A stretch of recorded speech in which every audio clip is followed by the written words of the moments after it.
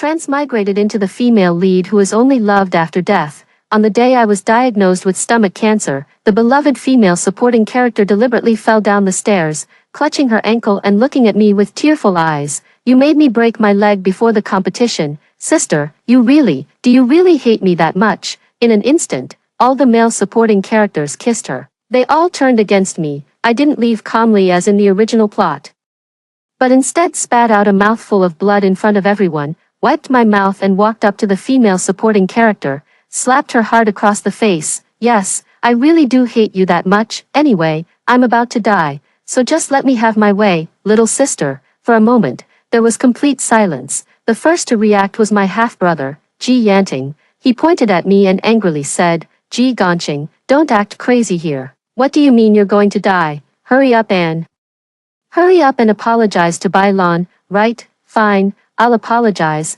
I said calmly. I'm sorry, Bai Lan, you were outside saying Ji Yanting is a bastard, and I shouldn't have gotten angry with you over that, pushing you down the stairs in a fit of rage. From now on, you can curse however you like. I swear, I won't defend him in the slightest. Bai Lan was speechless. Ji Yanting was speechless. He looked at me, then at Bai Lan. He seemed utterly stunned, as if he had suffered a great shock. Bai Lan panicked and said, What nonsense are you talking? It's clearly you're jealous of me.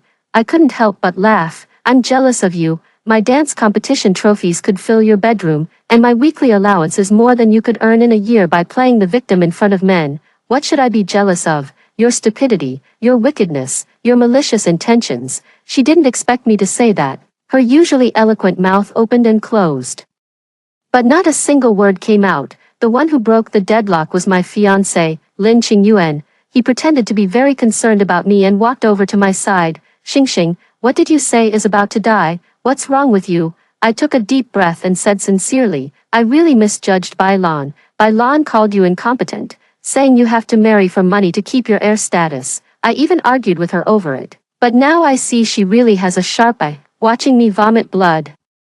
You can still stand here calmly questioning me. After saying that, I spat another mouthful of blood on him.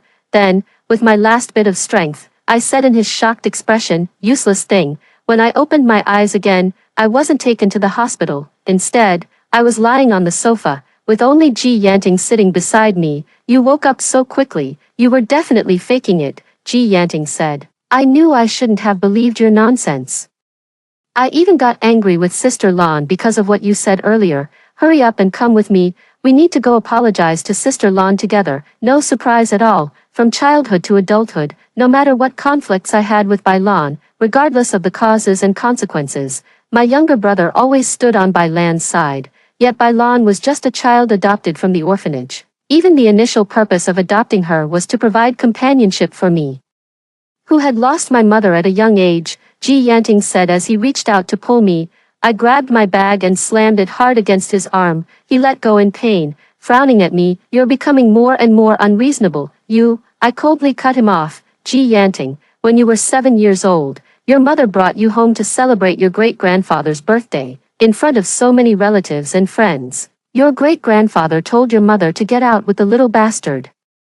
You've never forgotten that, have you? He didn't expect me to bring this up suddenly, and his face instantly turned pale. Such a great humiliation. He certainly would not forget. He is not a bastard. Paternity tests have been done 4 times, and he is indeed my father's biological son. It's just that his mother came from a place of ill repute, so how could the elders in the family accept it? But after my mother passed away, even though my father indulged in promiscuous relationships without restraint, he ended up with only this one son. No matter how strongly the elders at home opposed, he was eventually brought into the family. Yes, of course I haven't forgotten, he said through gritted teeth. Not long after I returned, my mother fell ill and passed away. At that time, even the dogs in the Ji family could look down on me.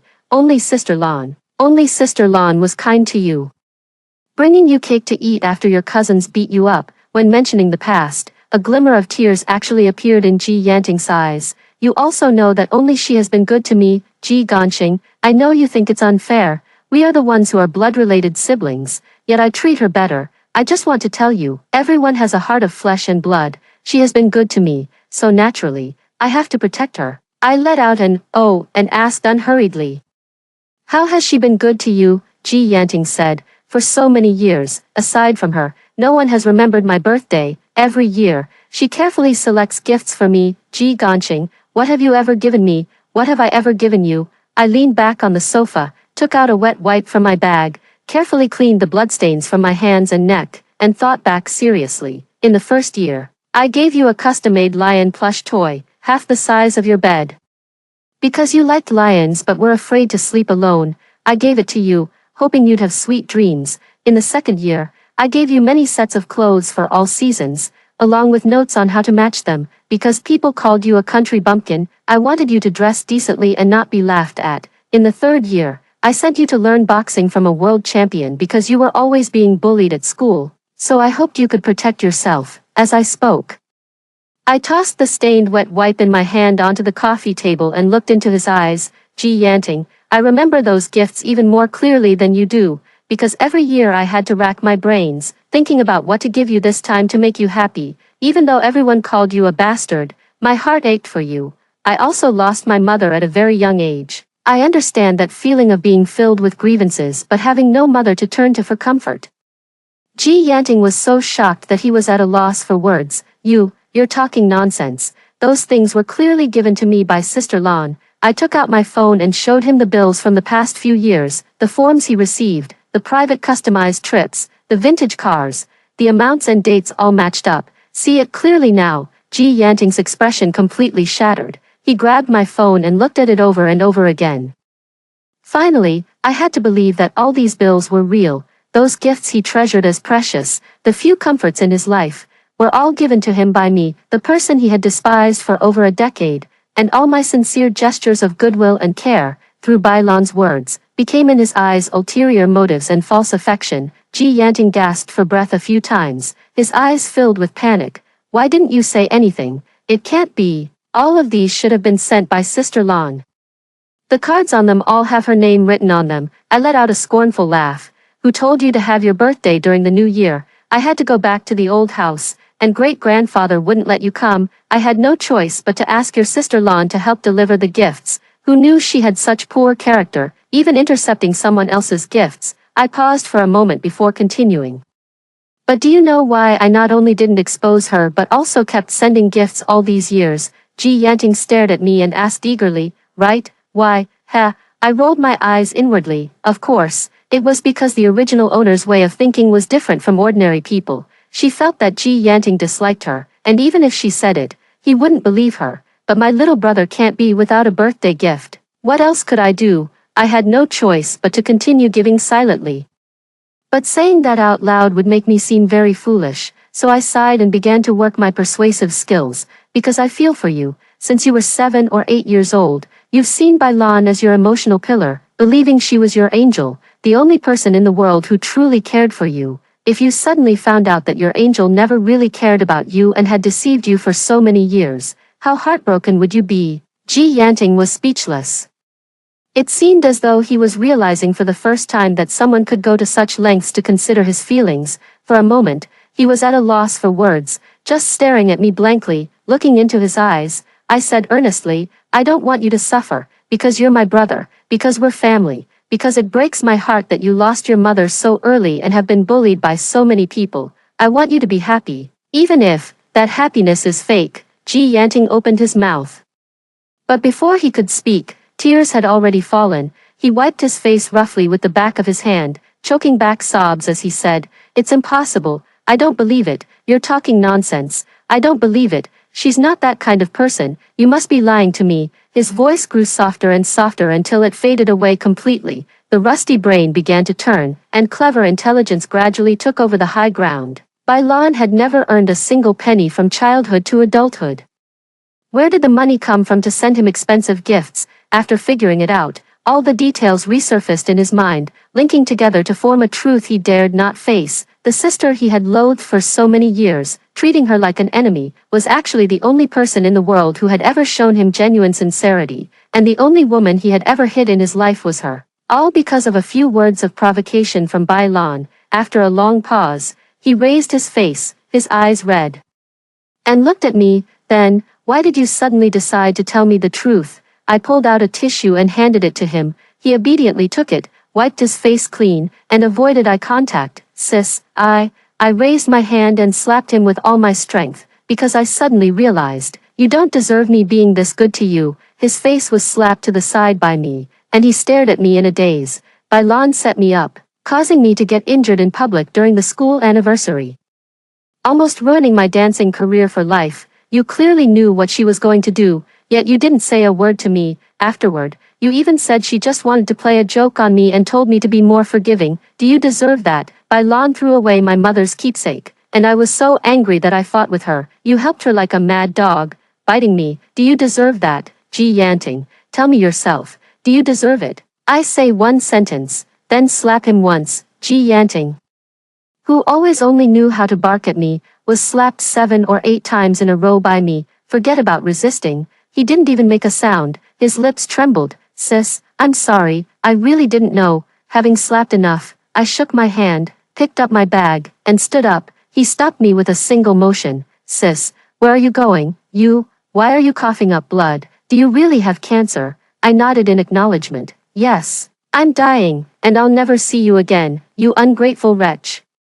You always said you didn't want to see me, and now you can have your wish. Ji Yanting grew anxious. Sis, don't go. No, wait, let's go to the hospital. I'll take you to the hospital. Sis, why are you laughing? I said. Why am I laughing? Oh, it's because I just remembered something funny. Bailan wasn't completely ungenerous to you. When you were a kid and got beaten up by your cousins, it was all her doing. After you got beaten, she'd run over with a cake for you. And that bought your loyalty all these years, making you bite everyone for her. Don't you think that's hilarious? Ji Yanting's face suddenly turned deathly pale. I smiled even more happily, because I lied to him. He really wasn't beaten up on Bailan's orders. Bailan gave him the cake purely because the Sea Queen has had a fish pond management mindset since childhood. But I just love to kill and crush the heart. Ji Yanting, don't think that just because people call you Young Master Ji, you're really a young master. You, by nature, have a lowly fate and don't deserve anyone's kindness. And who allowed you to call me sister? From now on, remember to watch your mouth, you little bastard. After leaving the Ji family, I headed straight to the hospital. In the original plot, Bailan's injury was a crucial turning point. The female lead, having suffered successive blows, became disheartened and simply abandoned everything, disappearing without a trace until her death. But I would never do such a thing. Facing the doctor's comforting words, I said with a serious expression, I want the most expensive treatment plan, the most expensive one. The doctor adjusted his glasses and said, young lady, you shouldn't put too much mental pressure on yourself. This is an early stage. Keep a calm mindset, actively cooperate with the treatment, and it can be completely cured. I nodded. I know, but my life is very precious. I can't die, and I don't want to suffer, so please arrange the most expensive treatment plan for me. I'm already prepared to resign and stay at home, cooperating with the treatment 24/7. The doctor was speechless. After leaving the hospital, I took out my phone again and called my assistant, saying, help me find a master as quickly as possible, one with high spiritual power who knows how to borrow life. Money is no object. Assistant, also, find out Bailan's and all her bootlickers' birth dates and times, just in case. Assistant, miss, am I hearing things? What did you say? You're not hearing things. Let me put it more clearly. I want to borrow life from Bailan and all her bootlickers to extend my own, and at the same time, help me pause all my current work. I need to be hospitalized for treatment. Yes, I need to take the initiative. I'll pursue both science and metaphysics. The assistant finally snapped back to reality. Miss, what's wrong? What happened? Where are you? I looked up at the clear blue sky, sighed, and said, after years of suppression by Bailan and her sycophants, I'd become so depressed that I'd developed cancer. I know you're the type who loves to spread gossip. Within 8 hours, I want to make sure everyone who knows Bailan hears this news. You'll be very busy this month, so I'll pay you 4 times your usual salary. Go on, I'm waiting for your good news. The quadruple salary really did the trick. In less than 4 hours, the news had spread throughout the circle. The eldest daughter of the Ji family is on the verge of death, driven to it by Bailan and her sycophants. So one of Bailan's admirers, my fiancé Lin Qingyuan, came knocking. Compared to Ji Yanting, Lin Qingyuan is on a whole different level. At least he knows how to put on an act, whispering sweet nothings in front of the female lead. He coaxed her into willingly offering up resources for the Lin family and for Bai Lan to leech off of. Xingxing, you're really sick. How is that possible? You're still so young. He pretended to be very concerned. I laughed. Oh, so you're saying I'm lying. What would I gain by lying? Just to get your attention, a look of annoyance. As if to say, I knew it, flashed in Lin Qingyuan's eyes, but he quickly suppressed it. He pretended to let out a sigh of relief and said, I knew you weren't really sick. Is it because I've been spending more time with Lan Lan lately, and you're throwing a tantrum? People outside are already spreading rumors, and Lan Lan was so upset she cried when she heard them, as if realizing he had said the wrong thing. He quickly tried to make amends. I'm not speaking up for Lan Lan, I'm thinking of you. Your father's health isn't good, and he stepped back from his position. Yanting can't shoulder the responsibility, so your family relies entirely on you. Reputation is very important to you. Yes, the original host was very good at making money. The reason Lin Qingyuan was willing to pretend in front of her was also to get more money, to support his own family while also letting Bai Lan squander it. I must destroy his heart. I will also make him wish he were dead. So I looked at him and sighed. After all the terrible things I said to you today, don't you hate me? Lin Qingyuan was taken aback. Of course, he had taken those words to heart, but as long as Bai Lan plays the victim, he believes she is innocent, and the reason I called him useless must be because I'm jealous of Bai Lan and trying to drive a wedge between them. Yes, it's all just to get his attention. Thinking of this, he also sighed. Xingxing, how could I ever hate you? I know you just want me to spend more time with you. How about this? Starting tomorrow, we'll have dinner together every day. Okay, didn't you say you've learned a few new dishes and want to cook them for me? I lowered my head, a faint smile curling at the corner of my lips. It's a good thing you're so magnanimous and don't hold it against me. Lin Qingyuan played along with me. He patted my head and said, silly girl, why be so formal with me? By the way, Xingxing, there's a bit of a problem with our family's new project. What do you think? I don't want to talk about work. Let's talk about something else. I lowered my voice and beckoned him with a finger. I have some gossip. Do you want to hear it? Lin Qingyuan was a bit impatient but forced himself to lean in. What gossip? I leaned close to his ear and said with utmost clarity, Bai Lan seems to be pregnant, and it's my dad's. Lin Qingyuan was speechless. He froze on the spot, and it took him a long while to find his voice again. What did you say? I pulled out my phone. My friend ran into her during a prenatal checkup and secretly took a photo to send to me. It was at the obstetrics department, and my dad was even holding her, talking so closely. Yes, the original owner's biological father is also one of the fish in Bai Lan's pond. Although he is getting on in years, he has maintained himself quite well and can barely be considered a second-hand Ferrari. Add to that his caring nature and substantial family wealth. Bai Lan naturally couldn't let him slip away. In the original storyline, the female lead, Ji Ganqing, gave her all for Lin Qingyuan. Not only did she use all her savings to cover his debts, nearly committing an economic crime, she even donated blood to Lin Qingyuan, who was in a car accident, until she went into shock, despite her own health severely deteriorating. Yet Lin Qingyuan only thought with slight emotion, she's really good to me, but then again, her behavior puts a lot of pressure on me. Who loves someone so recklessly, even risking their life? Lan Lan knows how to keep things in balance. When did he start regretting it all, feeling so much pain that it hurt his heart and lungs? It was when he discovered that the little white flower Bai Lan in his eyes had a pond so vast it could hold more than half of his social circle, and his family's business had plummeted, all illusions shattered. All he could do was curse over and over again, cursing the unfairness of fate, cursing the heavens for envying talent. Only after cursing to the end did he remember Ji Ganqing, the woman who always put him first. There was once someone who loved him so much she would have given her life for him. If she were still alive, she would never have let him suffer. But no matter how much he cursed, Ji Ganqing was dead, and nothing could ever go back to the way it was, so he was filled with heart-wrenching regret, almost to the point of madness, thinking of this.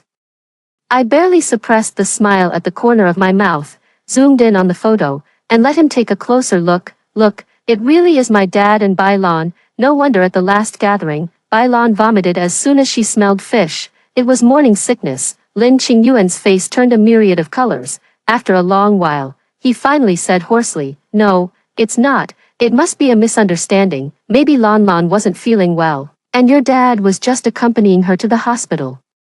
I gave his shoulder a firm pat. Yeah, that makes sense. Let me look for other evidence. Lin Qingyuan still seemed dazed. What evidence? I said. My dad uses the same password for everything. I'll try logging into his cloud storage to see if he uploaded any photos. As I spoke, I had already successfully logged in. Opening the photo album, I felt a sharp pain in both eyes. Vulgar, vulgar, absolutely vulgar. Lin Qingyuan appeared calm on the surface, but he was actually on the verge of going mad. With trembling fingers, he scrolled down one photo after another. Suddenly, the phone fell onto the bed, and he abruptly stood up, about to walk out. I grabbed him tightly. What are you going to do? He looked utterly shattered, his eyes red as he stared at me. As if he couldn't hold back from shouting out everything in his heart. But after all, he is the supreme soft rice king. Even after just experiencing such a big blow, he still remembers not to break up with me, otherwise he won't be able to eat my soft rice. It's nothing. He sat back down again, his expression dark and unclear, but after a few seconds, he looked up and glanced at me. Then he tried hard to adjust his expression and gave me what he thought was a charming smile. It made me unable to hold back my laughter. Despite suffering such a heavy blow, he was able to adjust his mindset so quickly, change direction and focus on pursuing me. Perhaps he's even thinking of swindling all the businesses I have in hand, then taking brutal revenge on Bailan, making her regret it. Unfortunately, he doesn't have the fate to turn things around, I said angrily. This is too outrageous. What is my dad doing? He's old but doesn't act with dignity. It's disgusting. With that, I dialed my dad's number and put it on speakerphone. The call connected, and I got straight to the point. Dad, I know about you and Bailan. You've gone too far. On the other end of the line, Mr. G replied unhurriedly. It's a matter of mutual consent. No laws broken, no crimes committed. What's so excessive about it? I raised my voice and said, don't you even consider what others might think. If people find out, I'll be embarrassed too. Aren't you disgusted by this? Uncle G replied. What does it matter to me what others think? I only live this one life, and who knows when I might die.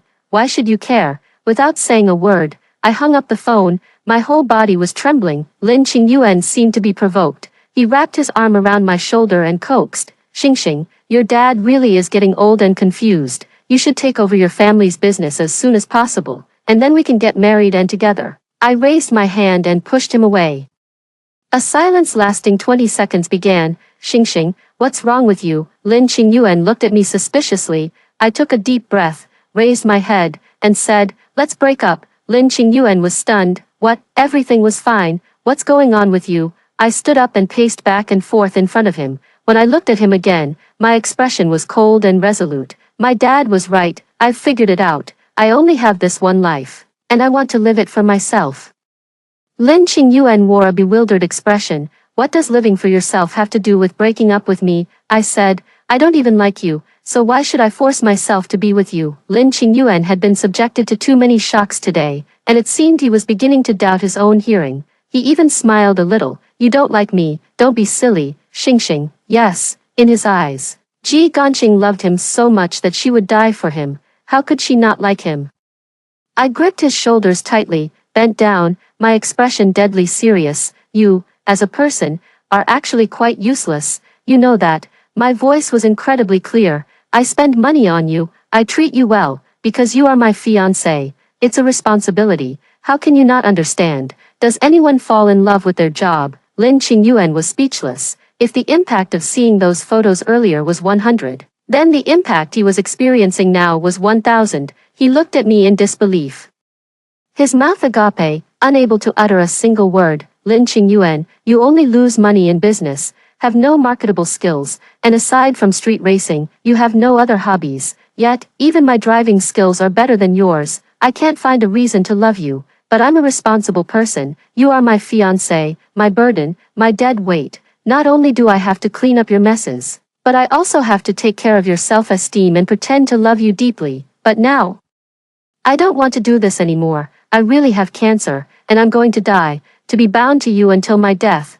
What meaning would there be in living my whole life like this? Lin Qingyuan's face was ashen, looking at me with lifeless eyes. I put on my coat, picked up my bag, and turned to leave, but suddenly thought of something and looked back at him. Return the money I lent you as soon as possible, or we'll see each other in court. As soon as I finished speaking, Lin Qingyuan abruptly stood up and blocked my way. Xingxing, you You were just saying those things in anger, right? You clearly love me so much. For me, you were willing to endure anything. I nodded and let out a light laugh. Yes, enduring you going to accompany Bailon on my birthday, every single year, every single birthday, enduring you dragging me to apologize to Bailon when I had a high fever, just because I wore the same outfit as her. I called you after my car accident.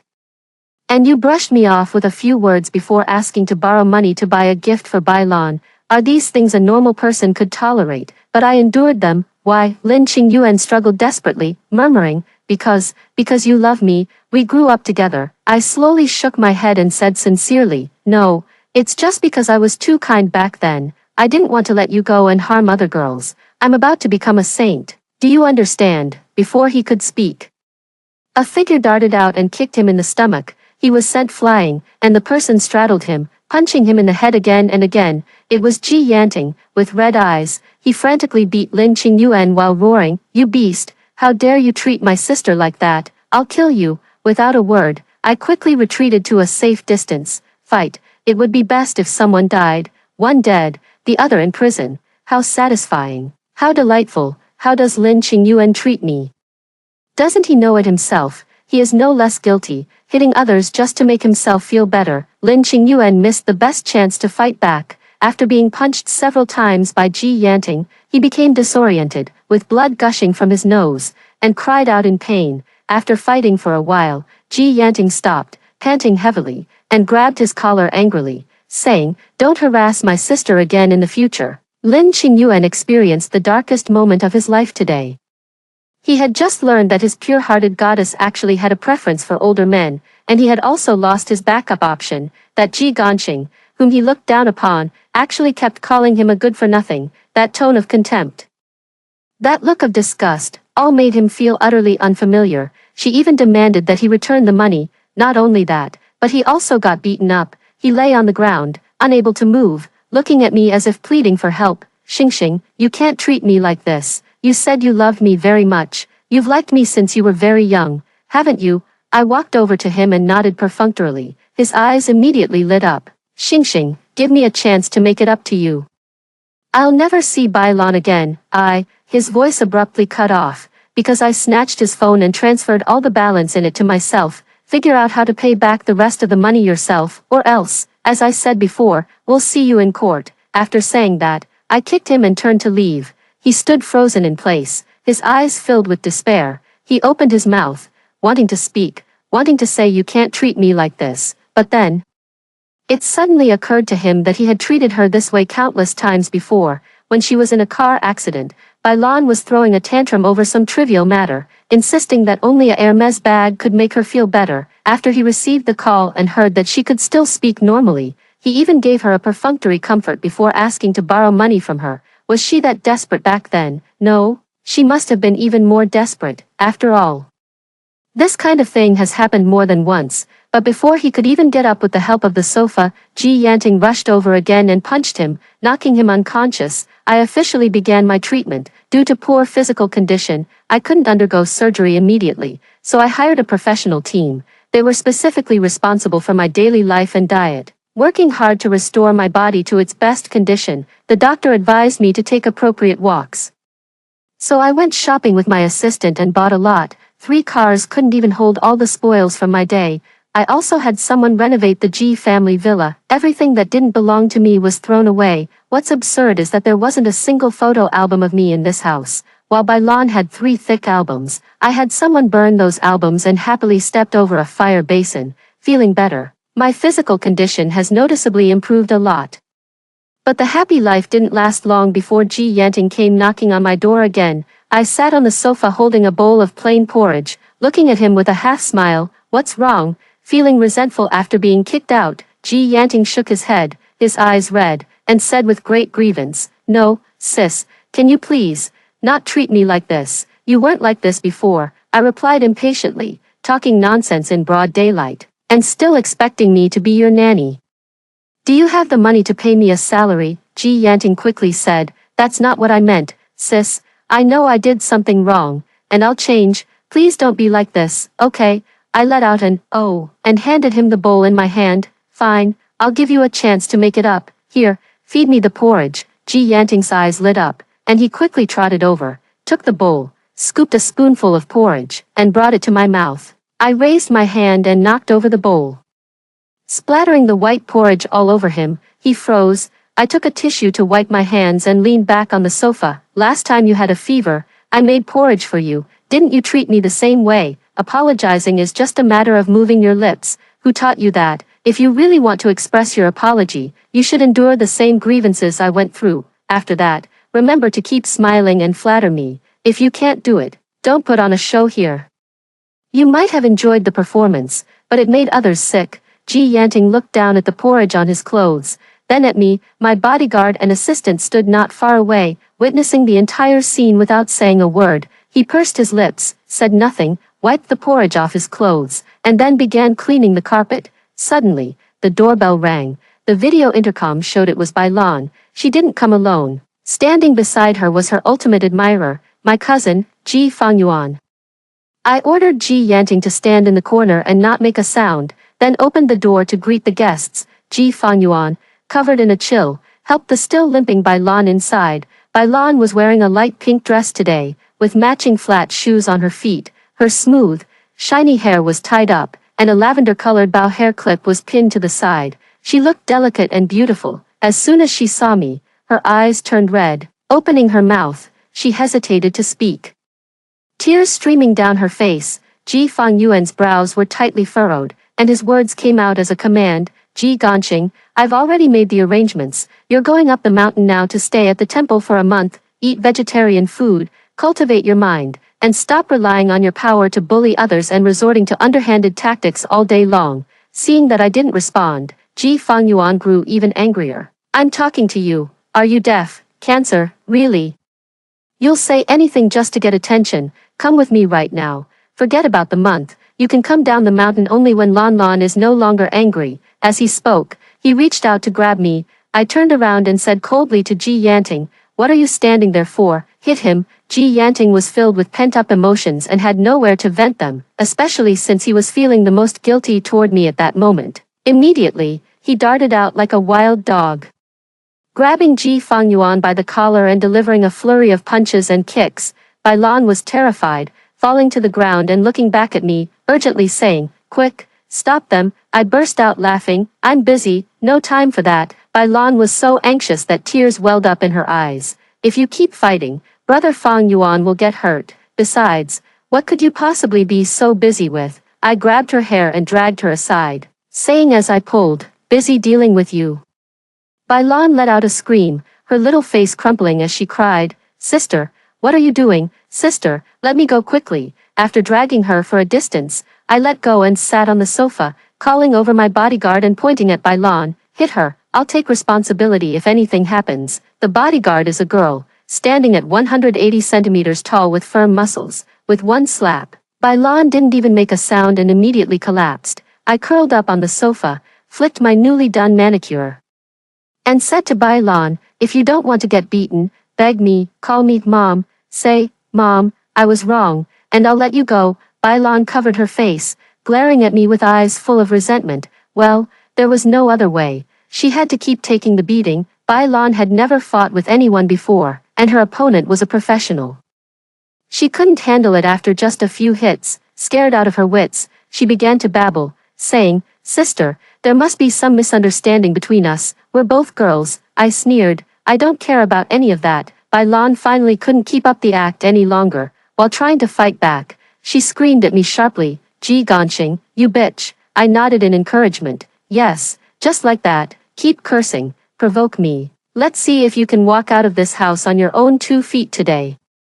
Seeing me like this, Bailan was also frightened, scrambling and crawling toward the door. The bodyguard kicked her in the back, then stepped on her injured ankle to keep her from moving. Amid her screams, I leisurely walked up to her, bringing my fingers close to her face. You have 5 seconds. Call or not. 5, 4, 3, 2, Bailan screamed, crying out, Mom, Mom, I was wrong, don't. At the same time, Ji Fangyuan let out a furious roar, broke through Ji Yanting's defense, and charged toward me.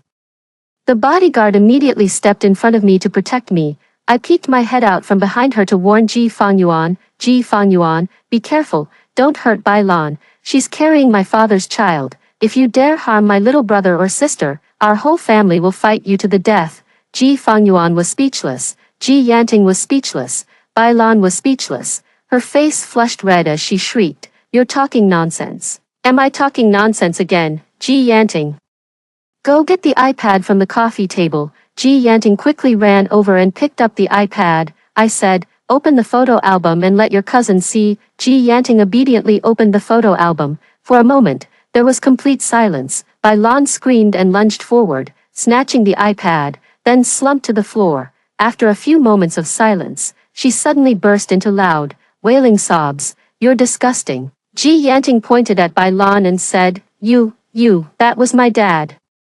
Bai Lan shook her head through her tears. No, it was your dad who forced me." I quickly pulled out my phone to make a call. "Dad, you're really not human. Bai Lan is a year younger than me, and you actually raped her. We're calling the police right now. You just wait to eat prison food." My dad came. My dad really came. Of course, he didn't let me call the police, because he felt he was very innocent. It was a matter of mutual consent. He was unmarried, she was unmarried.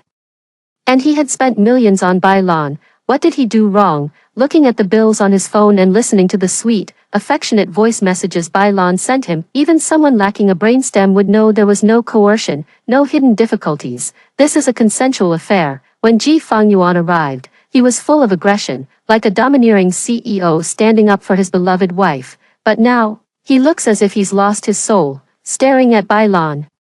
Bai Lan originally wanted my father to protect her, but her judgment of people is truly off the mark. A lifelong playboy, a piece of trash who would even go after a girl he watched grow up. Can you really expect him to take responsibility? My dad felt embarrassed and turned to leave. Seeing that she couldn't stop him, Bai Lan turned her gaze to Ji Fangyuan. "Brother Fangyuan." Ji Fangyuan took a step back and actually retched. "Don't call me that. It's disgusting. You're really disgusting." After saying that, Ji Fangyuan turned and walked away. Bai Lan looked at Ji Yanting. Ji Yanting glanced at me, not daring to act rashly or speak, glared at her fiercely, and went to clean up the mess in the living room. Bai Lan, her face deathly pale, slumped to the ground. After a long while, she finally managed to pull herself up by leaning on the sofa and limped away. My physical indicators gradually met the required standards, and the surgery was scheduled.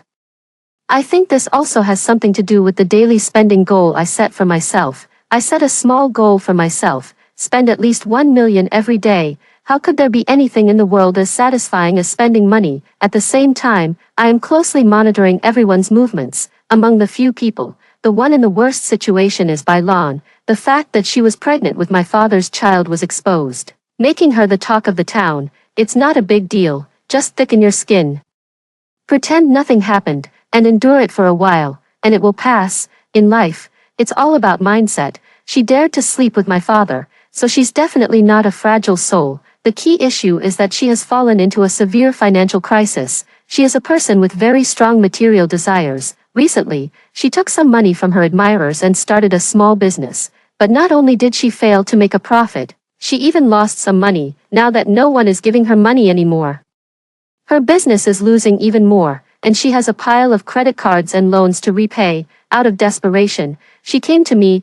I had the bodyguard search her before letting her in. This time, unlike the previous tense confrontations, my attitude toward her was very calm. She was also quite adaptable. As soon as she saw me, she knelt down, crying. She said she had been blinded before and treated me poorly. Begging for my forgiveness, I crouched in front of her, grabbed her hand, and deliberately sighed. "Silly sister, what good is it to come to me? I'm about to have surgery soon. I can barely take care of myself. How could I possibly help you? Sister, I'm sorry, woo-woo, I beg you, please lend me some money." I sighed again. Where would I have the money? If it weren't for the help from the elders in the family, I wouldn't even have the money for the surgery. To be honest with you, I'm just working for the G family. All the money in my family is with my dad. What? Isn't he giving you any money? Bai Lan's eyes were filled with hatred. He blocked me. I can't find him at all now.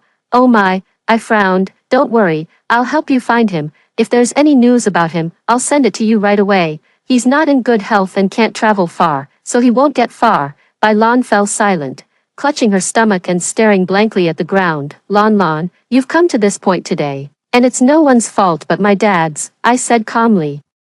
It was him who lured you onto this pirate ship with money. If he had been willing to take responsibility, I might even be calling you Mom by now. But look at you now. You can't even afford to get your nails done. Bailon's tears didn't fall. I handed her a tissue to wipe her tears and teased. Now I genuinely feel sorry for you. My dad, that old scumbag, has hurt you like this and still dares to run away. But don't worry. I won't go through with the surgery either until I help you catch him. Bailon glanced at me once more, said nothing, stood up, and staggered away. I kept my word. As soon as I tracked down my father's whereabouts, I immediately sent Bailon the location. Bailon probably managed to get some money from him at first.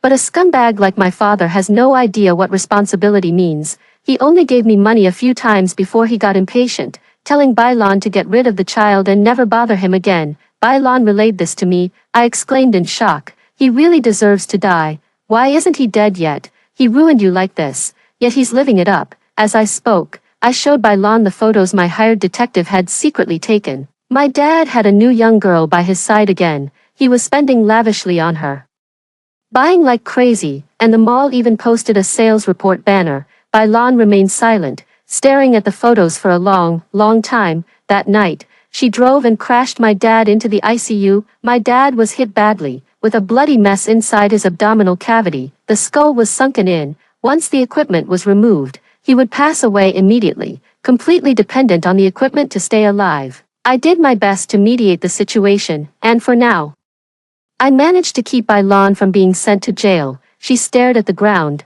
looking utterly devastated. Will I die?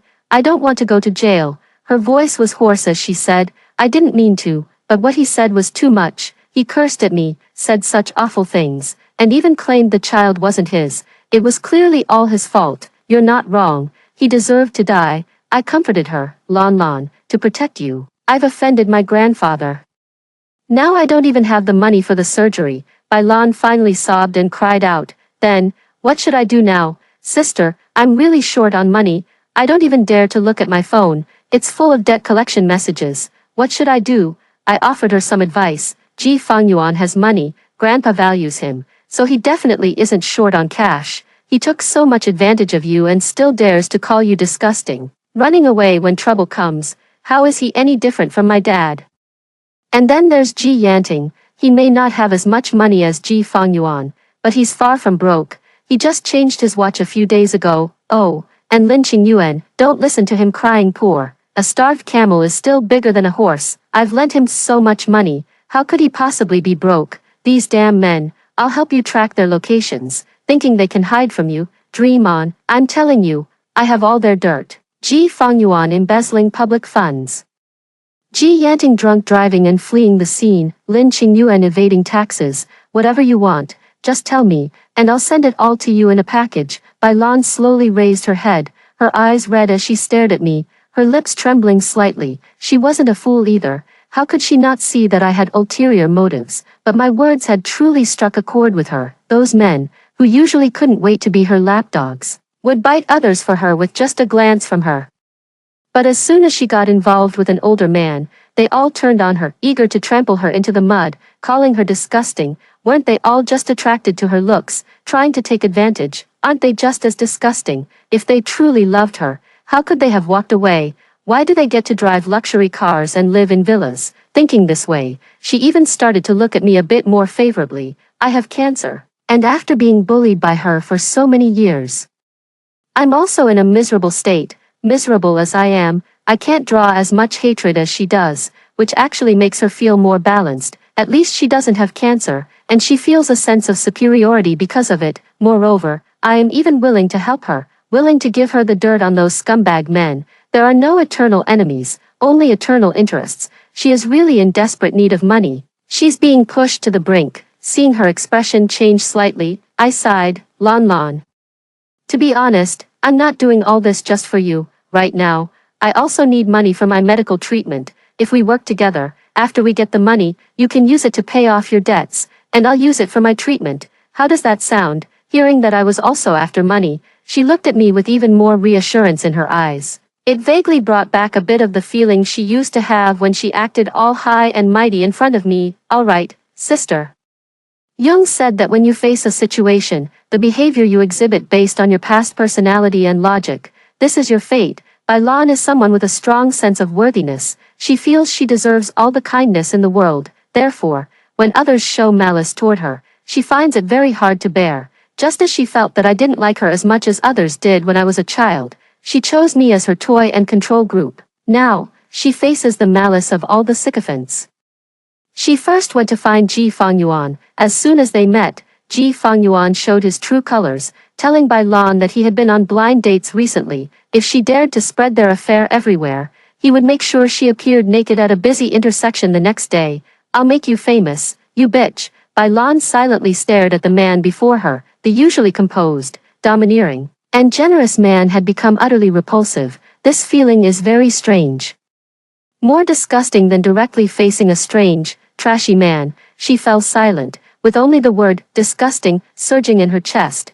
Then she went to find Ji Yanting again. Ji Yanting cursed even more harshly. Although he didn't use foul language, he belittled her from start to finish and even hit her. Finally, she went to find Lin Qingyuan. Lin Qingyuan was too busy dealing with his own troubles to have any mind to care about her. It's all because of you that I've earned Ji Ganqing's hatred. You bitch, stop dreaming all day that you're some rich young lady. You're just a gold digger. If you love spending men's money so much, why don't you go sell yourself? Bailan still said nothing and left alone. She sat outside all night, replaying her entire life from beginning to end. The conclusion was that she had done nothing wrong. It was all the men's fault. They all deserve to die. They really deserve to die. They deserve it. Why treat her like this?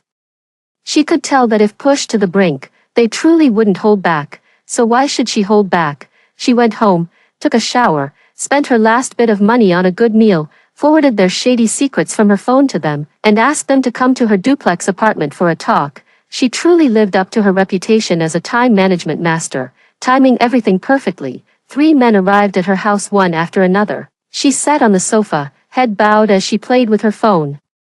Opened the smart lock app, and locked the house from the inside, without a single word of nonsense. She picked up the large vase beside her, splashed the gasoline inside onto the 3 men and the curtains, and before they could react, she lit a lighter and threw it over. After doing all this, she turned and ran upstairs.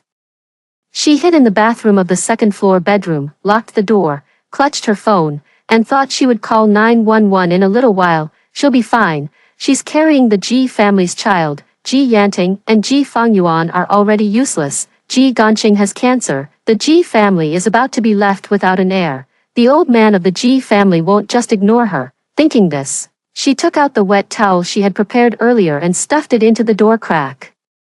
She had already shut off the water valve, so the 3 scumbags had no way to save themselves. Screams echoed from downstairs, so eerie, they didn't sound like anything a human could make. Even she felt a bit scared listening to them, but the moment she remembered all the insults, words like, slut, bitch, telling her to go sell herself, she felt an intense rush of satisfaction. Ha ha ha ha, serves you right, burn, all of you. It would be even better if they didn't die, but became crippled.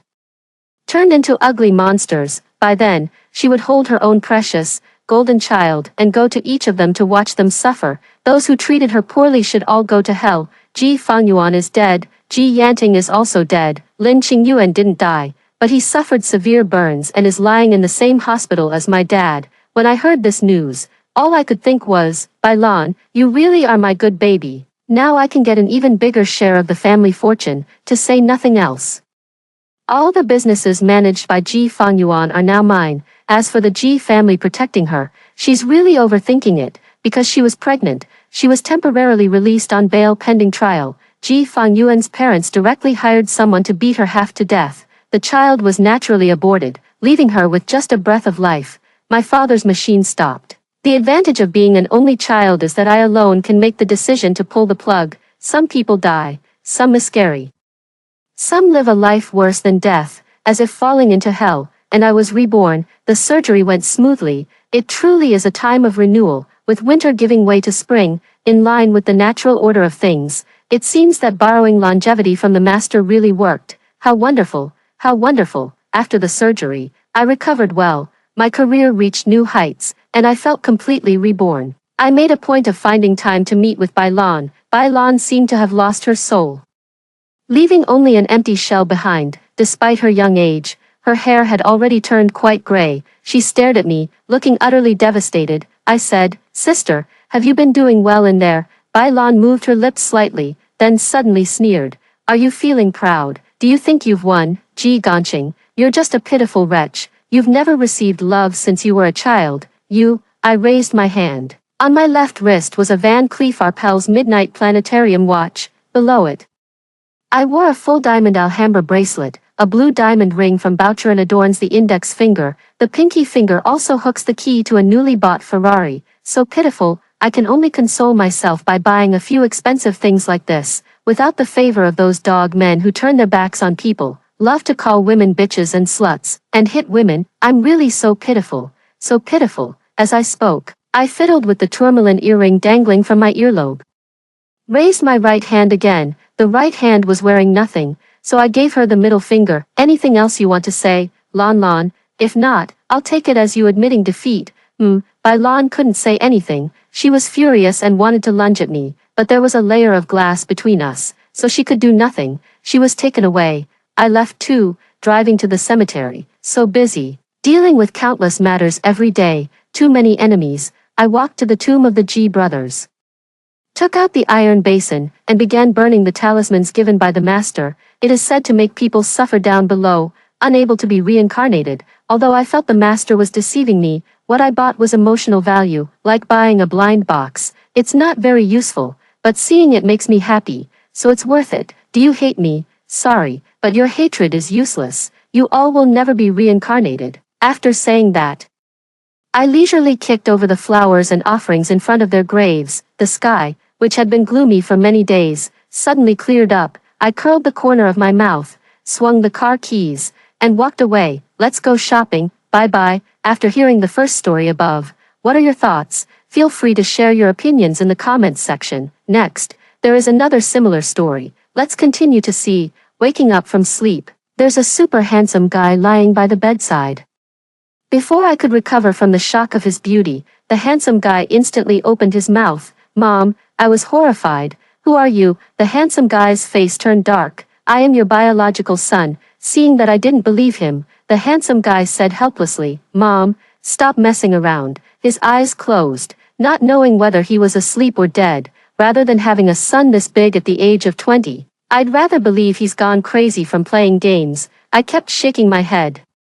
"I don't have a son as old as you." The handsome guy looked at me with a complicated expression. "Is it really that strange for a 40-year-old to have a son as old as me?" I waved my hands repeatedly. "Impossible. I just celebrated my 20th birthday yesterday. How could I blow out the candles and suddenly be in my 40s? The handsome guy frowned and held up his phone toward me. The woman on the screen had fine wrinkles at the corners of her eyes and brows.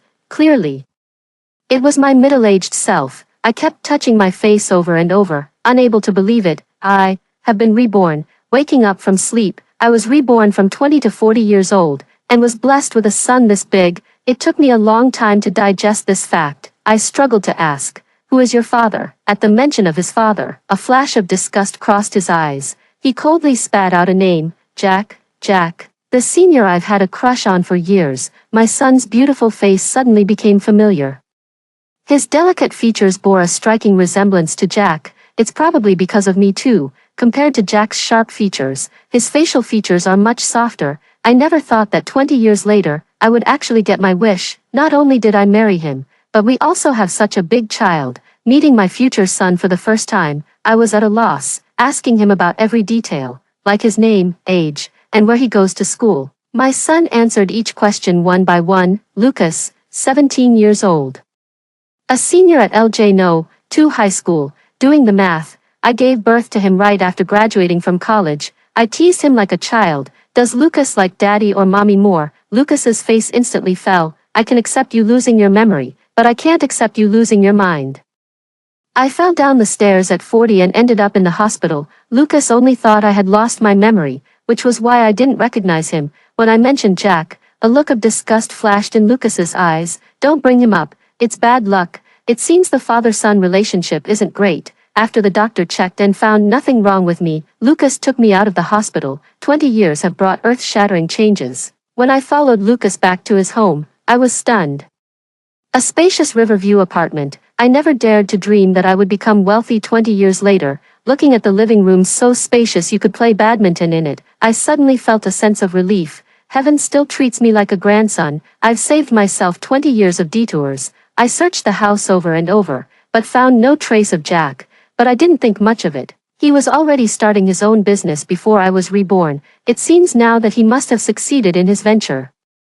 Big bosses are always busy, and I can understand that. At 40, I've never worked a day in my life, with both money and time to spare. But at 20, I was a struggling college student, suddenly coming into wealth. My first instinct was to indulge in revenge spending. When I first saw my face, I was unwilling to accept it. I can't believe how disheveled and haggard I look. I've always been someone who loves to look beautiful. How could I possibly stand to see myself like this? Beauty treatments, manicures, and shopping for clothes, the whole package. Only when I saw myself in the mirror, completely transformed, was I satisfied and stopped. I took several selfies and wanted to share the photos with my best friend. Then I realized I didn't have her WeChat. By the time I got home, it was already very late. Lucas wasn't home, and his phone was unreachable. Where could a high school student go after school if not home? I went out to look for him, although in reality, he's less than 2 years younger than me, but after all, he is my future son. In my eyes, he's just a kid. Just as I reached the door, I saw Lucas in his school uniform coming back. I quickly grabbed him. Where have you been? Lucas didn't speak. It wasn't until I turned on the light that I noticed he had injuries on his face. I reached out to touch them. Did you get into a fight with someone? Lucas turned his face away. I fell by accident. I don't believe it. How could a fall cause that? His temper is like mine, very stubborn. Once he's made up his mind not to speak, no amount of questioning will help. To figure out where his injuries came from, I decided to follow him. The next day after school, I waited outside his school gate. The school bell rang. Students in uniforms poured out of the school in a dense crowd. I spotted Lucas at first glance. It must be the mother's bias. I felt Lucas stood out from the crowd, exceptionally noticeable. A small sense of pride couldn't help but rise in my heart. I have such good taste. I found a handsome husband and gave birth to such a handsome son. He had just walked out of the school gate not far. A group of boys in school uniforms stopped him. They dragged him away, pulling and tugging. My heart tightened, and I grabbed a baseball bat from the car trunk and followed. The group of boys dragged Lucas into an empty alley. The leader of the boys moved closer to him. I don't know what was said, but it made Lucas furious. I raised my fist and smashed it into his face. Seeing that the other boys were about to lay hands on Lucas, I grabbed a baseball bat and stood in front of Lucas. Everyone, stop right there. Who taught you to bully your classmates? Seeing me appear, Lucas instinctively called out, Mom. The boy at the front, upon hearing him call me Mom, turned pale. Not only did he not back off, he even said to the others, even if your mom is here, I'll still beat you up. I swung the baseball bat straight at that kid's leg. The boy who was just acting arrogantly is now lying on the ground, grimacing in pain. Seeing their leader fall, the others all want to avenge him. I hand the baseball bat to Lucas. Son, hit him. Lucas looks utterly speechless. I leaned close to his ear and whispered, I just called the police. You're underage, so hitting him won't be a problem. With the baseball bat in hand, the group of boys couldn't gain any advantage over Lucas. After all, they had strength in numbers. Lucas soon found himself at a disadvantage, watching as a stone was about to fall on Lucas's head. Without a second thought, I rushed over to shield him. The expected pain surprisingly never arrived. The police have arrived. At the police station, our group was taken to give statements. Lucas and I were originally at a disadvantage, but because I brought a baseball bat, it was classified as a mutual fight. Fortunately, neither side was seriously injured. After being criticized and educated, we paid the bail, and we can go home once someone bails us out. But now the question is, who will bail us out? I instinctively wanted to call Jack, but Lucas stopped me. His lips were almost pressed into a straight line. Don't look for him. I knew their father-son relationship wasn't good, so I didn't push it. Then who can we turn to? Lucas thought for a long time before dialing a number. The voice of my best friend Alice came from the other end. Hearing my son call her godmother, my anxious heart slowly settled. The absence of Alice's contact in my phone made me suspicious. Had I fallen out with her and cut ties? It seems not. For now, we sat together waiting for Alice to come bail us out, watching others leave one by one. Only the lead boy and our mother-son pair remained. I couldn't help but complain. Why is Alice so slow? Lucas looked at me, hesitating to speak. But in the end, he said nothing. I kept my head down. Scrolling through videos, sensing someone approaching, I instinctively looked up. Jack was wearing a well-fitted suit, his features much more mature than I remembered, and his entire demeanor was restrained, just like the domineering CEO version of him I had imagined. I had just raised a smile, ready to greet him. Then I saw him walk toward that boy. He frowned slightly, rubbing the boy's head. How did you manage to cause trouble all the way to the police station? I opened my mouth to remind him that he had mistaken his son, but my hand was grabbed by Lucas. His eyes were stubborn as he shook his head at me. Don't call him. He has nothing to do with us. Jack seemed to have just noticed us. He frowned and asked, "What are you two doing here?" Before I could even open my mouth, that guy spoke up first, in front of Jack. He lost the arrogance he had shown earlier. Tugging at Jack's sleeve with a pitiful look, he said, "Dad, I know Lucas doesn't like me. And it's only right that Aunt Linda helped him hit me. Please don't blame them. This kid talks like a manipulative little schemer." But Jack just falls for it. With anger on his face, he said, "Linda, you're a grown adult and you're still picking on a child. Come over here and apologize to Xiaoyu right now." I carefully looked him up and down, let out a cold laugh, and didn't say a word. Jack frowned tightly. What's between us? Why take it out on a child? Now I finally knew what had happened 20 years later. Jack had been unfaithful for years, even allowing his illegitimate child to bully Lucas. Thinking of this, I raised my hand and slapped Jack hard across the face. Who do you think you are? Who am about 40 years old. Have never hit him before. Jack's eyes were filled with disbelief, quickly replaced by anger. Linda, have you lost your mind? I didn't see that slap coming. Even Lucas looked stunned, but he quickly snapped out of it and stepped in front of me. Jiang Yu, seeing the situation, didn't miss the chance to stir things up. Aunt Linda, even if you don't like me and Mom, you can't treat Dad like this. I looked at him expressionlessly. Keep talking, and I'll slap you too. Jack suppressed his anger and growled at me. Enough, Linda, look at yourself. What do you look like now? I said calmly. What do I look like? Like a fairy when I'm slapping you. Alice arrived late, and as soon as she entered, she heard my response. She paid no attention to Jack's face, which was as dark as the bottom of a pot. She laughed exaggeratedly. I can't take it anymore. I'm dying of laughter. I looked at Alice with disdain. She was already 40 years old and still not acting more mature. Fortunately, she quickly restrained herself, looking at me as if I were a rare animal. Oh, finally decided to hit me. My heart skipped a beat. Could it be that 20 years from now, I've turned into a hopeless romantic? Lucas looked at me and Alice with a complicated expression, hesitating to speak. Alice seemed to have just noticed Jack and launched into a roundabout tirade. Hey, if your dear husband is here, why did you call me?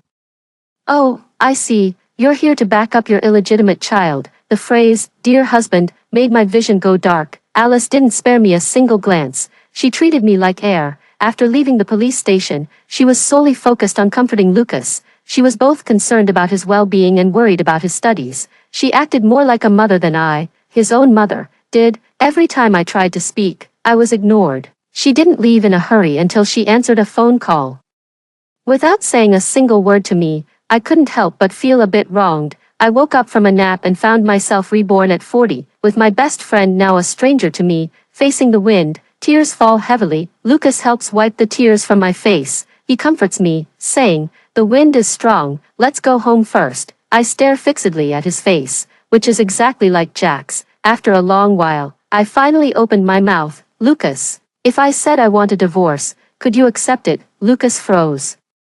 Realizing what I had said, disbelief filled his eyes. Soon, the surprise in his eyes slowly faded, returning to calmness. "All right, let's go home." I grabbed his arm and repeated it earnestly once more. "Lucas, I want a divorce. I'm not joking." After a long while, he finally let out a faint, "Hum." I nudged his arm and joked, "Is that all the reaction I get when I say I want a divorce?" Lucas smiled bitterly. Then how should I react? I looked at him, suddenly at a loss for words.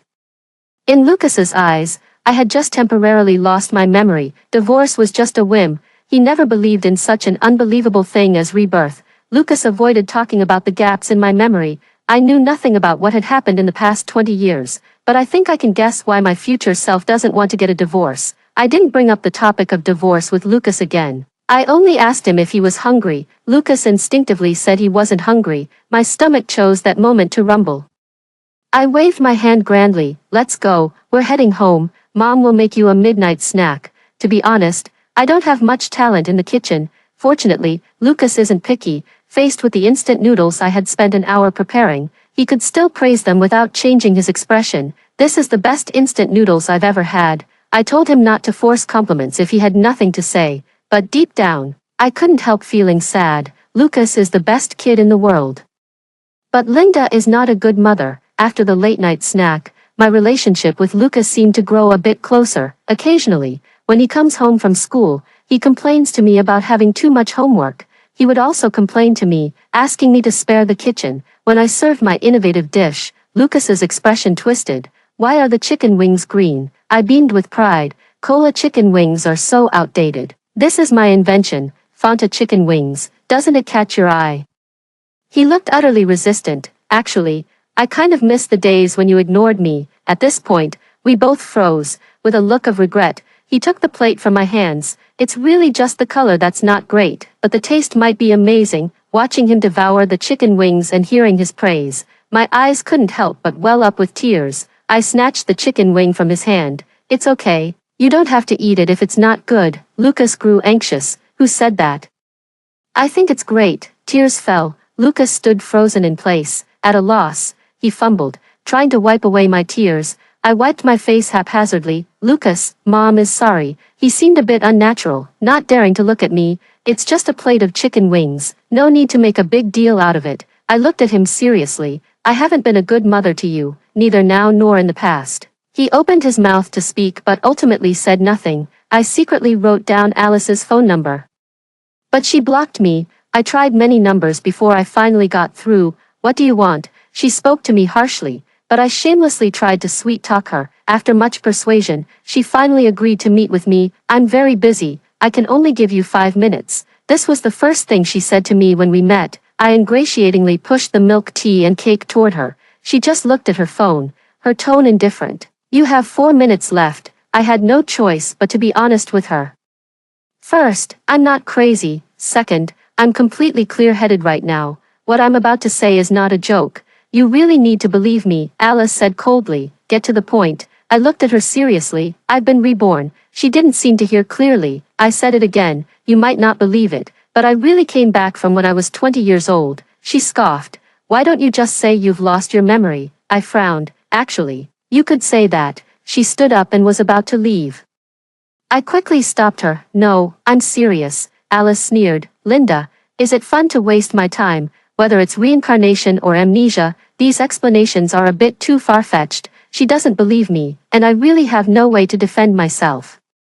My mind raced. On May 7th, 2025, you won 200 yuan from a scratch-off ticket, treated me to a crazy Thursday meal, and because you ate too much, you were mistaken for a pregnant woman on the subway and even got offered a seat. She looked astonished. You have such a good memory. I sighed helplessly, because for me, this happened not long before I was reborn. She probably believed it. Her expression softened slightly, but her tone remained cold. Did you come to me just to say this?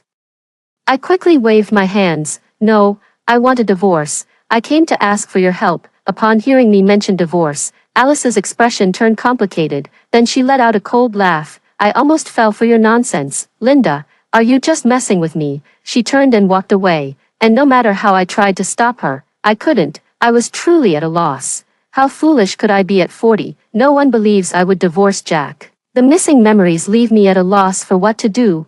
I sit at the desk, waiting from day until night. Outside the window, the bustling traffic feels unfamiliar and unsettling. Across 20 years, I have been nothing but a stranger in this world, a stranger in a strange land. Lucas is my son, but in the end, he is just a minor child. Besides Alice, I can't think of a second person who could help me. The coffee shop was about to close. A slender hand tapped on the table in front of me. I looked up, and a handsome, mature face came into view. Charles. He raised an eyebrow and sat down in the chair in front of me. Don't you recognize me? Charles wore a pair of gold-rimmed glasses on the bridge of his nose, giving off a rather intellectual vibe. It's no wonder I was surprised. Who would have thought that Charles was a rebellious blonde at 20? He took in my expression, a smile playing at the corner of his lips. Linda, are you really getting a divorce? I nodded, yes. Charles adjusted his glasses. It seems you really have lost your memory. I corrected him, to be precise, it's a rebirth. Charles didn't argue, lowering his gaze. That must be it, otherwise you wouldn't be willing to talk to me. I looked utterly bewildered. Are you sure you're talking about me? Charles is my childhood friend. In my previous life, he traveled all the way from another city to celebrate my birthday. Who would have thought that 20 years later, both of the people who celebrated my birthday with me would have broken off all ties with me? I don't know how many foolish things I've done, and I instinctively apologize, but he interrupted me. It's not your fault, it's mine. Charles opened his own law firm and is the renowned lawyer Sue. After confirming that I really wanted a divorce, he showed great professionalism. His serious and solemn demeanor showed no trace of the rebellious look he had at 20. Upon hearing my request, a hint of surprise flickered in his eyes. Are you sure? I nodded. Of course I'm sure. He cheated. So why can't I demand he leave with nothing? Charles shook his head. You can. After finalizing the divorce proceedings, it was already very dark outside. Charles offered to drive me home, and I agreed. The things Alice and Lucas were unwilling to tell me, I got the answer from Charles. As I had guessed, I got pregnant unexpectedly after dating Jack, and we got married because of the child. When we got married, Jack was still in the startup phase, penniless and struggling. I sold my old house and gave him all the money I had. I followed him to live in a crowded shared apartment. Lucas was born there. Alice saw that I could only eat boxed meals during my postpartum confinement, and her heart ached so much that she cried. She told me to get a divorce, saying she would support me and Lucas, but she had just started her internship and didn't have much money. Unable to resist me, he had to leave all the money to me. Later, our life improved a bit, and we had some money. But Jack cheated. I argued with him hysterically, crying and making a scene without any restraint. Jack couldn't take it anymore and filed for divorce. I absolutely refused to agree. Alice was furious at my stubbornness and threatened to cut ties with me. I still stubbornly refused to get a divorce, even going out of her way to please Jack everywhere, hoping he would change his mind. She had already made up her mind not to care about me anymore.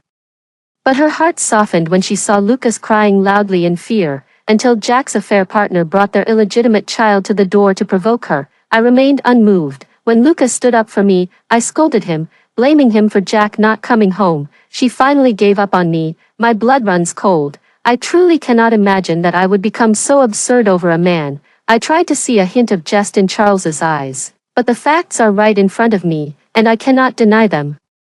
20-year-old Linda couldn't empathize with 40-year-old Linda. We walked side by side in silence. Charles suddenly asked me, Linda, do you remember saying you wanted to become the best photographer? 20-year-old Linda was determined to become the best photographer. Every day, I carry around my second-hand camera, taking photos everywhere. By chance, I captured a photo of Jack and was instantly captivated, falling deeply for him, after being reborn 20 years later. Linda not only failed to become the most skilled photographer, she had never even held a job. Even with only 20 years of memory, I am almost forgetting my own dreams. When I asked Charles why we had a falling out, a sense of helplessness flickered in his eyes. Linda, if only I had been a little braver back then. His voice was soft, carried away by the night breeze. I didn't hear clearly and was about to ask him to repeat it. Jack, with a cold expression, grabbed my arm. Linda, did you do all those things for him? I broke free and slapped him across the face, caught off guard. He looked utterly shocked. I'm so angry. One slap isn't enough. I want to hit him again, but he stopped me. Linda, that's enough. I sneered. Enough for your dad. I raised my leg high and struck with force. Jack curled up on the ground in pain, cold sweat streaming down. I turned to look at Charles, who was full of disdain, and asked sincerely, I'm not divorced from him yet. So this should count as a family dispute, right? After receiving confirmation, I rubbed my hands together, my face brimming with eagerness. Then help me beat him up, and I'll write you a letter of forgiveness. Okay. Jack looked at me with an unfamiliar gaze. Linda, have you gone crazy? In his perception, Linda loved him to the extreme, even though his heart belonged to someone else, even though she was constantly wronged. Linda still refused to divorce. Now, I either hit or scold him. In his eyes, it's just madness. Jack's custom-made suit is crumpled and covered in dust. His meticulously styled hair is also disheveled. I looked at his disheveled state and couldn't help but laugh. I must be crazy. when I was 13, my parents got divorced.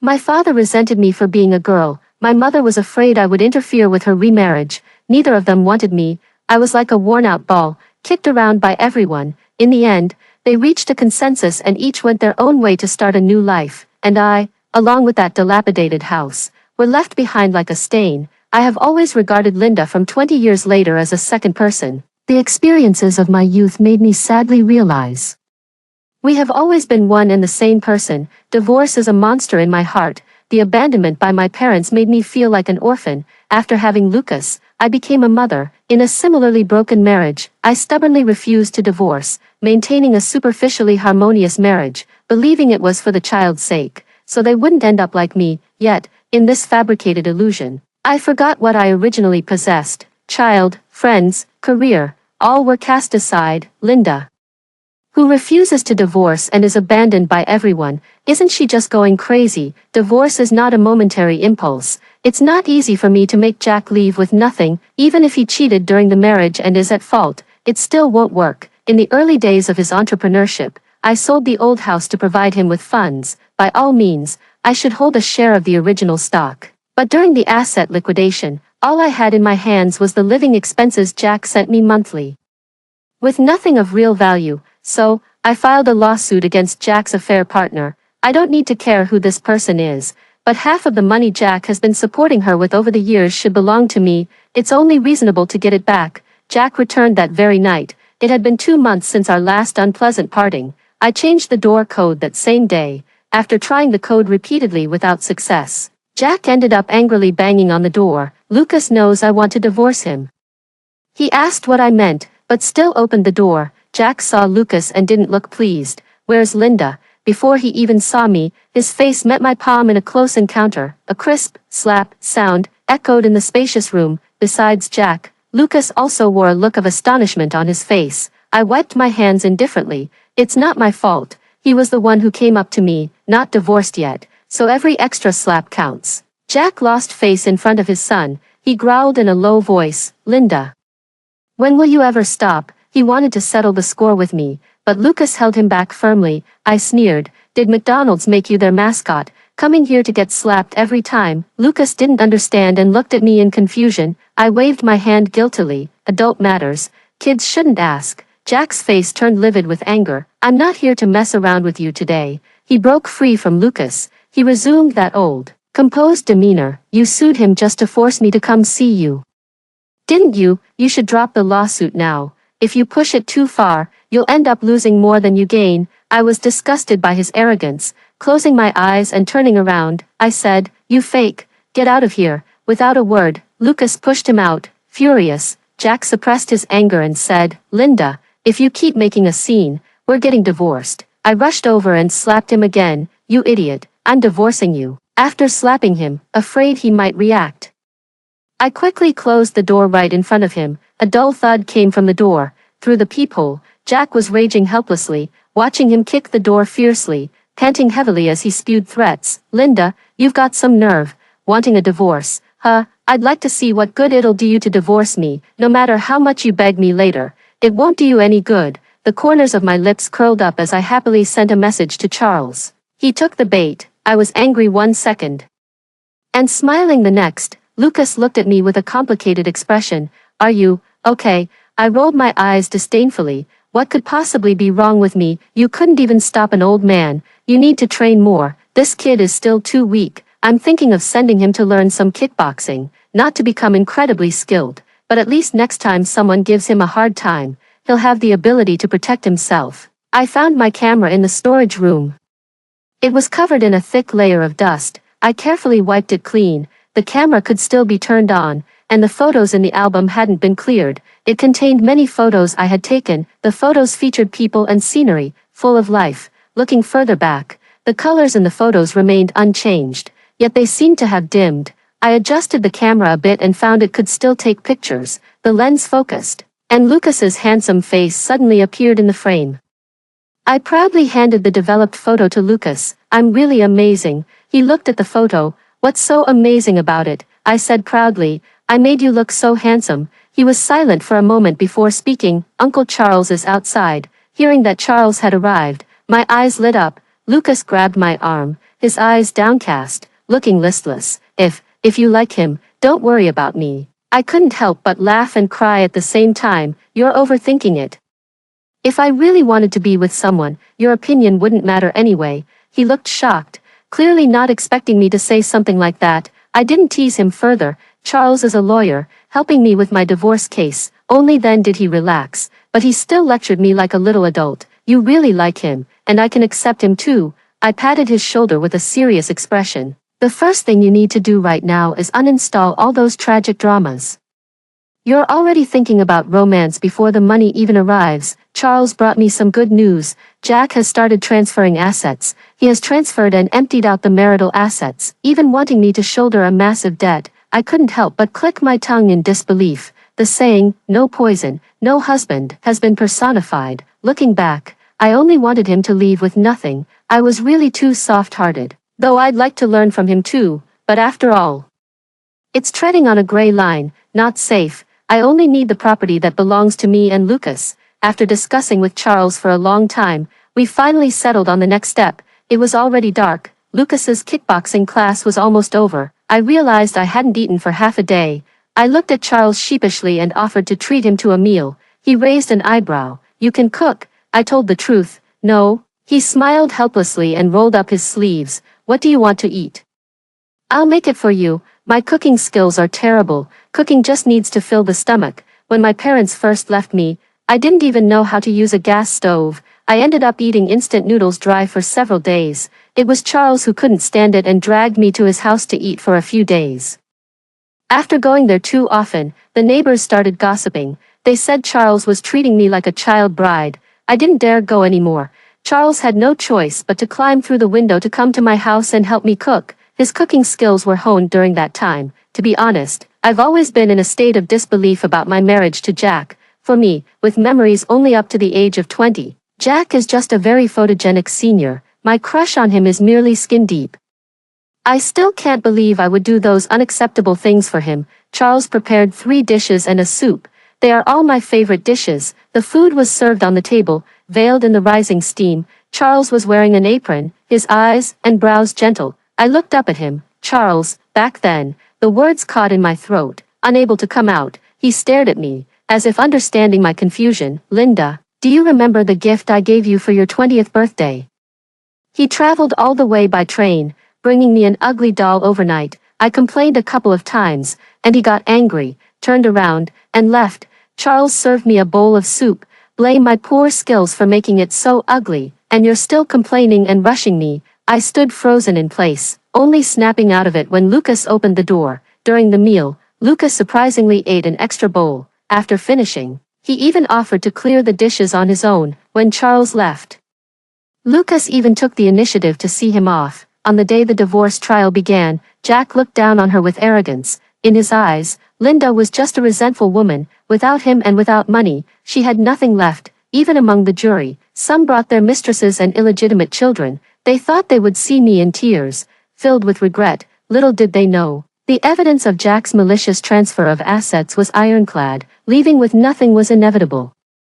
It even got involved in commercial crimes. After leaving the court, besides Lucas, there was someone else waiting for me. It was Alice. From beginning to end, she had been by my side. 20 years later, Alice is amazing, a successful career woman. She is also my very best friend. Charles, who helped me with the lawsuit, was brought in by her. The evidence from Jack was also provided by her behind the scenes. Without her, I would have ended up as Jack predicted. I wanted to smile at her, but tears still fell. She wiped the tears from my face with a look of disdain. Don't get your snot on me, she complained with her words, but she didn't push me away. Alice was still a bit awkward with me, but she wasn't as resistant anymore. I gave all my share of the money to her, yet she gave it back to me. I insisted on giving it to her. If you become rich and powerful, she reluctantly accepted half. I'll keep it for you. To save for Lucas, I felt a bit jealous. Lucas.